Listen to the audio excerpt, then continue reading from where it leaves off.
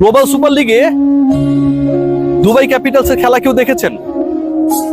যারা দেখেন নাই তারা কি পরে দেখার চেষ্টা করেছেন? অনলাইন অফলাইন ফেসবুকে স্ট্যাটাস অনেক পেয়েছেন, তাই না? সাকিব আল হাসান কেমন খেলেছে বলুন তো? হারজিত নিয়ে কথা বলবো না, সাকিব আল হাসান কেমন খেলেছে সেটা আসলে আপনার বা আমার বলার কিছু আসে যায় না, এটা পুরো বিশ্বের মানুষ বলবে।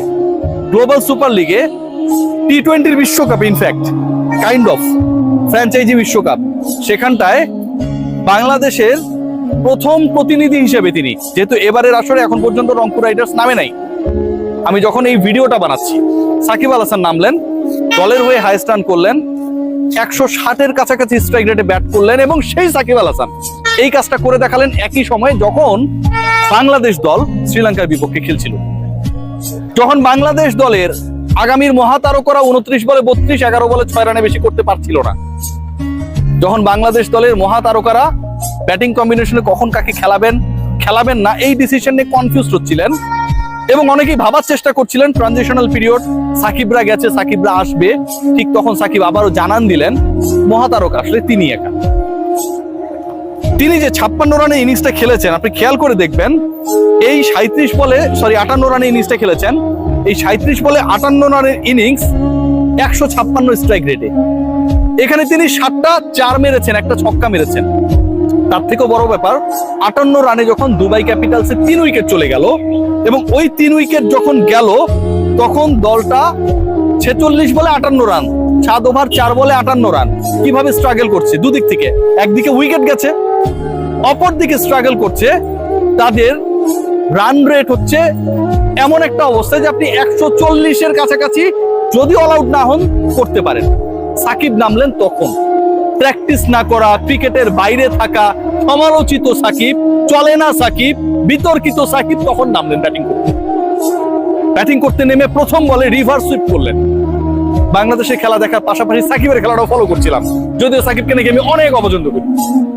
দ্বিতীয় বলে তার বিপক্ষে অ্যাপিল হলো, আম্পায়ার আউট দেন নেই, পাকনা টিম তার বিরুদ্ধে রিভিউ নিলেন, সাকিব বেঁচে গেলেন বললে ভুল হবে, এটা তো আউটই ছিল না।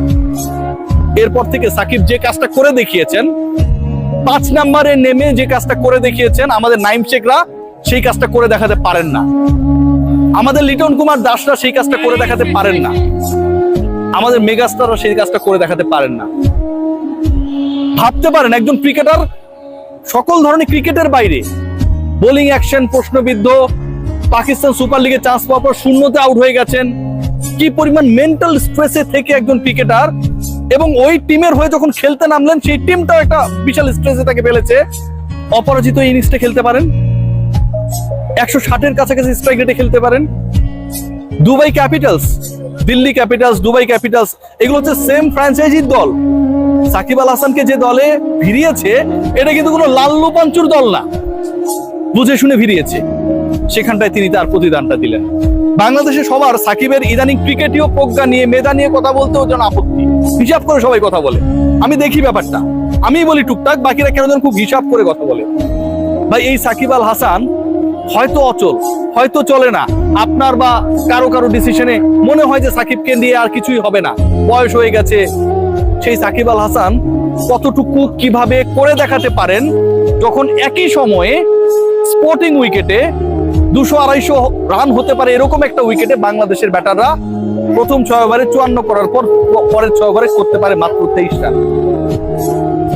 সাকিবকে নিয়ে বন্দনা করার জন্য এই স্টোরিটা করছি না, আমার সবচেয়ে কষ্টের জায়গা যে অচল সাকিবকে দেখেও আমাদের সচল ক্রিকেটাররা কিছু শিখতে চায় না।